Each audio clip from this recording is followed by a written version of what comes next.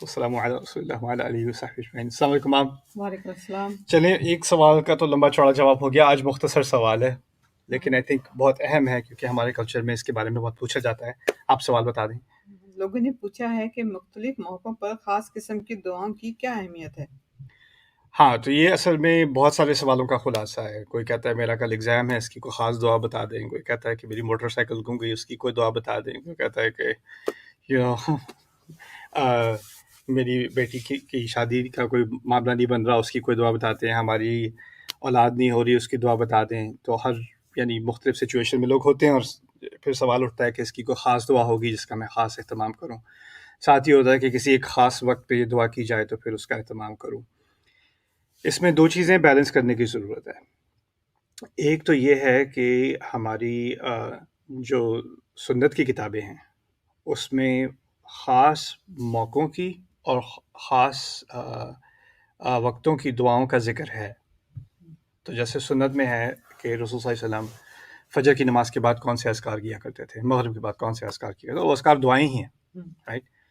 اس طرح خاص ایکٹیویٹیز کے ساتھ دعا جو ہے وہ ایسوسیٹ ہے، جیسے گھر میں داخل ہوتے وقت کس پیر سے داخل ہو اور کون سی دعا پڑھے، گھر سے نکلتے وقت کون سی دعا پڑھے، سفر کی دعا ہے، باتھ روم میں جانے نکلنے کی دعا ہے، کھانے کی دعا ہے، شادیوں کی دعا ہے، اولاد کی دعا ہے، مبارکباد کی دعا ہے۔ تو ہر اس طرح سمجھ لیں کہ سینکڑوں جو مختلف ایکٹیویٹیز ہیں اس کی مسنون دعائیں ہیں، لیکن اس کو ایک تاریخی پس منظر سے سمجھنے کی بہت ضرورت ہے۔ یہ تمام دعائیں رسول صلی اللہ علیہ وسلم نے ہر ایک کو نہیں سکھائی تھیں۔ تو یہ سمجھنا کہ اگر جب تک مجھے یہ ساری دعائیں نہیں آتی تو میرے اسلام میں کچھ کوتاہی ہے، یہ غلط ہے۔ کیونکہ کبھی کسی صحابی نے آ کے پوچھا، ان کو یہ جواب دے دیا، کبھی کسی نے پوچھا وہ جواب دے دیا، بعد میں جا کر یہ ساری چیزیں جو ہیں یہ جمع ہوئیں۔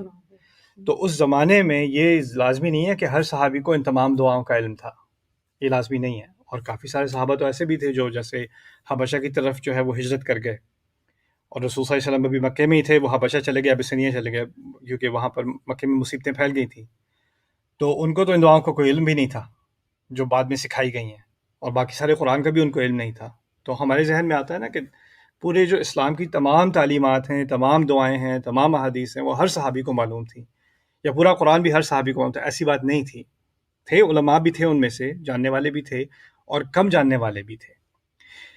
تو پہلی چیز تو یہ کہ اب تو کافی اچھی ریسورسز بن گئی ہیں۔ حصن المسلم میری فیوریٹ کتاب رہی ہے بہت عرصے سے، کالج کے دنوں سے۔ حصن المسلم میں رسول صلی اللہ علیہ وسلم کی مسنون دعائیں جو ثابت ہیں ہر ایکٹیویٹی کے ساتھ، ان کا ذکر ہے ترجمے کے ساتھ انگلش میں۔ اس کی آن لائن بھی بہت ساری کاپیز ہیں، میرا خیال ہے اردو میں بھی اس کا ترجمہ ہو چکا ہے، تو وہ ہر ایک کے پاس میرے خیال ہے ہونی چاہیے۔ اور وہ ایک اچھا ریسورس ہے کہ اگر آپ پاکٹ سائز کا وہ بناتے ہیں تو انسان اپنے پاس ہی رکھ لے، اس میں سے بار بار اگر بھول جاتا ہے تو کوئی بات نہیں، اسی سے پڑھ لے۔ لیکن اس کے علاوہ یہ ایک طرف ہے کہ ٹھیک ہے بہت سارے اوکیزنس کی ایکچولی دعائیں ہیں۔ مجھے یاد پڑتا ہے میں نے بچوں کو بھی ایک سیریز پڑھائی تھی، عرصہ ہو گیا، پتہ نہیں اس کی ریکارڈنگ اب ہے بھی کہ نہیں، دعاز ایوری کڈ شوڈ نو۔ ہر بچے کو کون سی دعائیں پتہ ہونی چاہیے، رائٹ۔ تو دعا اگر ڈر لگ رہا ہے تو کون سی دعا پڑھو، اگر کوئی اسکول میں آپ کو کوئی انٹیمیڈیٹ کر رہا ہے، بلی کر رہا ہے، تو اس کی کون سی دعا ہونی چاہیے۔ ان قسم کی سچویشنز کی بھی دعائیں ہیں سنت میں۔ لیکن ایک تو یہ چیزیں ثابت ہیں، لیکن دوسرا ہے ایکسٹریم۔ اور ایکسٹریم یہ ہوتا ہے ہمارے دین میں انفارچونیٹلی جو بنو اسرائیل کے ساتھ ہوا، کہ اصل ہمارا دین ایک پیغام ہے، اس کا جو لب لباب ہے نا وہ ایک پیغام ہے۔ ہر ذکر میں ایک پیغام ہے، نماز میں ایک پیغام ہے، حج میں ایک پیغام ہے، روزے میں ایک پیغام ہے، ہر دعا میں ایک پیغام ہے۔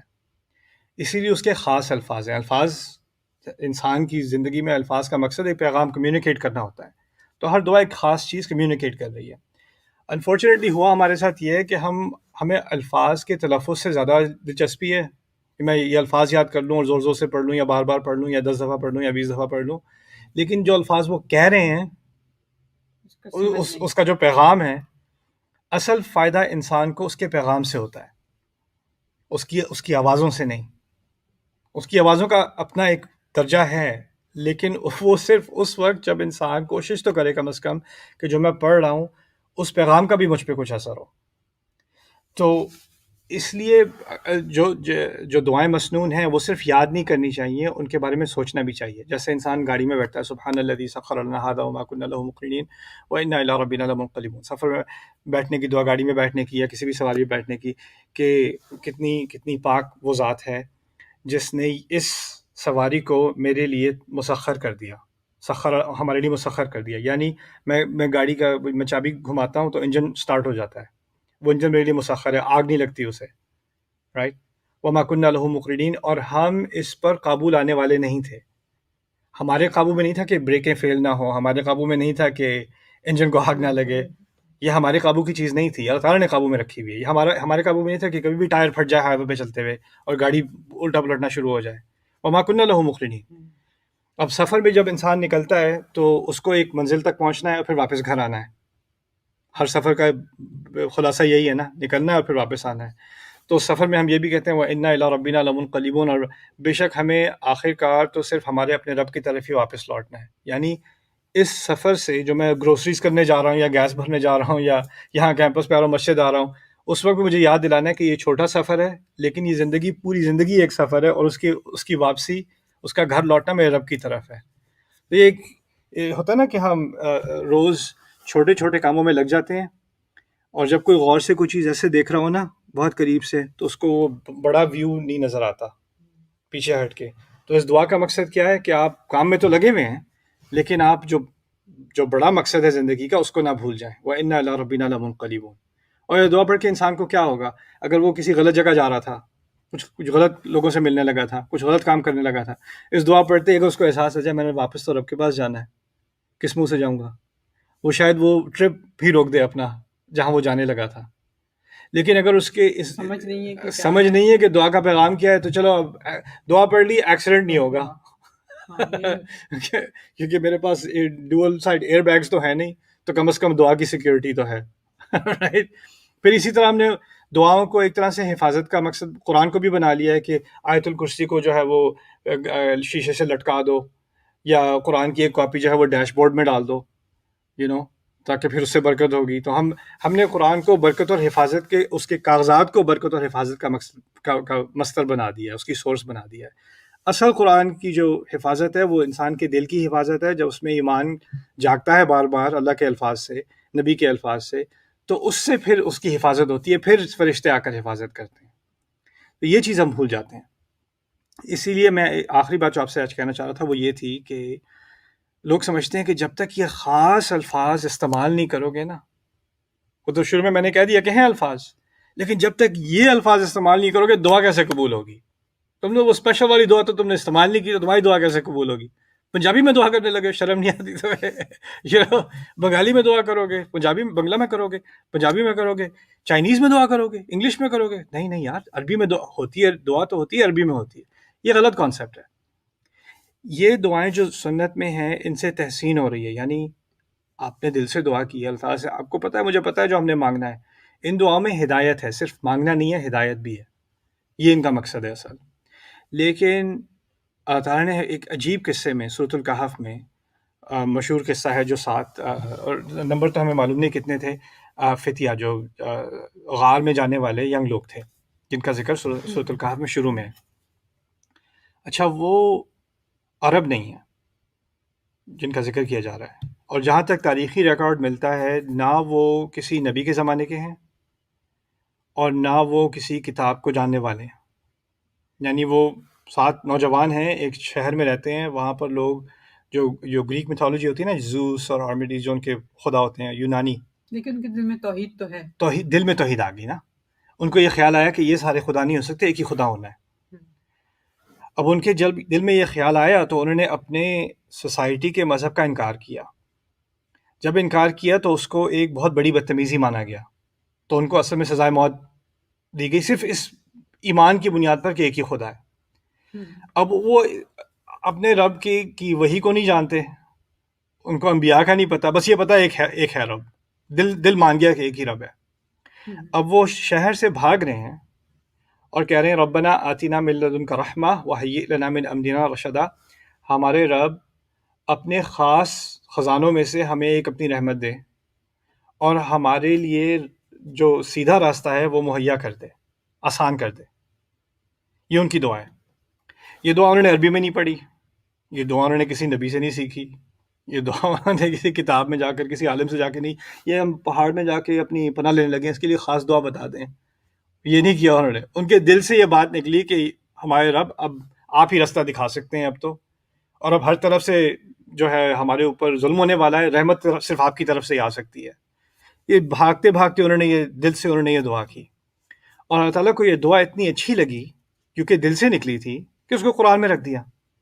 اب ہم بڑا بڑا قرآن کا عالم, کوئی بھی حافظ, وہ جب بھی دہراتا ہے, ہم تو ویسے بھی سورۃ کہف پڑھنے کی جمعے پہ سنت ہے, ہم اس دعا کو ریپیٹ کرتے ہیں, دہراتے ہیں, اور یہ مسنون دعاؤں میں سے, قرآن کی دعاؤں میں سے ہے, منسوس دعاؤں میں سے ہے. لیکن اس کی اصل کیا ہے؟ اصل تو یہ کچھ نوجوان لڑکے جن کا کوئی علم بھی نہیں تھا, بس دل صاف تھا. اس سے قرآن ہمیں کیا سکھا رہا ہے؟ دعا کی اصل کیا ہے اور دعا کی خوبصورتی کیا ہے. اس کو سمجھنے کے لیے ایک بلڈنگ ہوتی ہے, بلڈنگ کی ایک بنیاد ہوتی ہے, بلڈنگ میں ستون ہوتے ہیں, اور پھر اس کے بعد ڈیکوریشن کی دیواریں بنتی ہیں, پینٹ ہوتا ہے, اور چیزیں خوبصورت لائٹنگ ہوتی ہے. لیکن اصل جو بنیاد ہے وہ دل سے دعا مانگنا ہے. اگر بنیاد ہے تو بلڈنگ کھڑی ہے.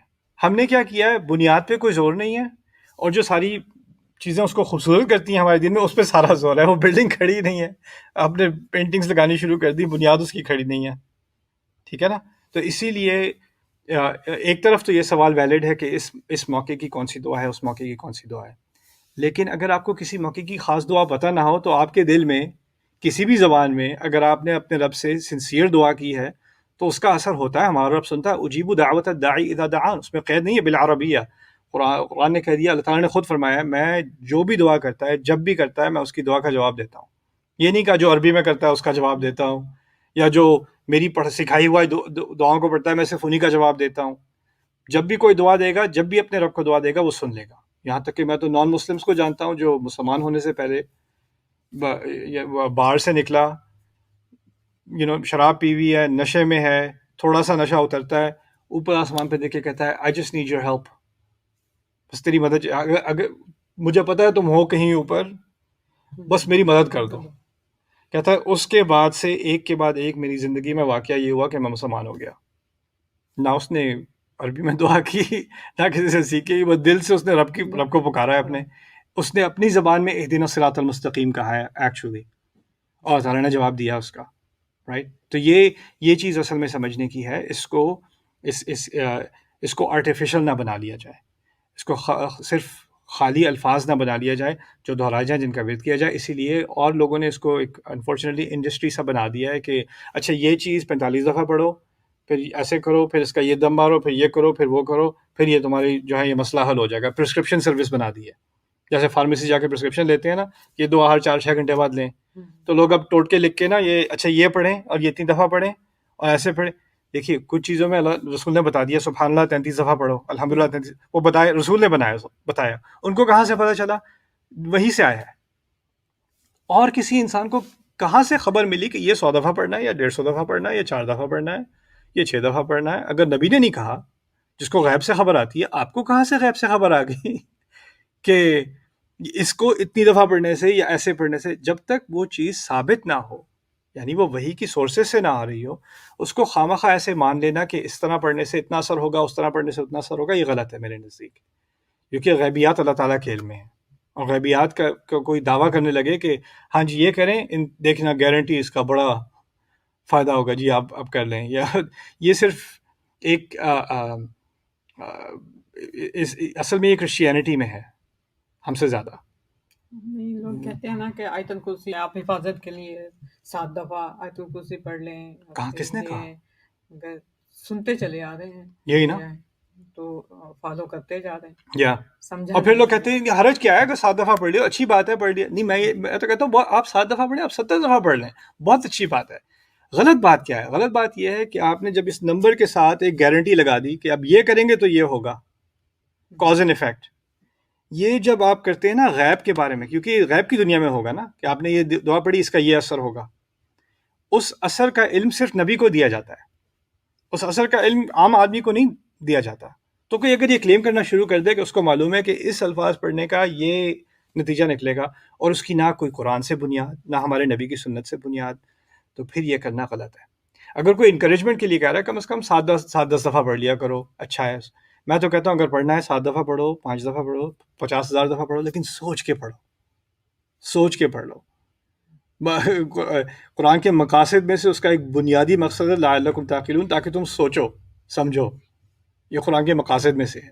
اگر اللہ تعالیٰ نے کہا تھا تاکہ تم پڑھتے رہو، دہراؤ، تاکہ تم یاد کرو، یہ الفاظ ہی نہیں استعمال ہوئے قرآن میں، الفاظ استعمال ہوئے سوچو، گہرائی سے سوچو، تدبر کرو، عقل استعمال کرو، فکر استعمال کرو، یہ الفاظ استعمال ہوئے۔ اللہ تعالیٰ ہمیں سوچ والا بنائے۔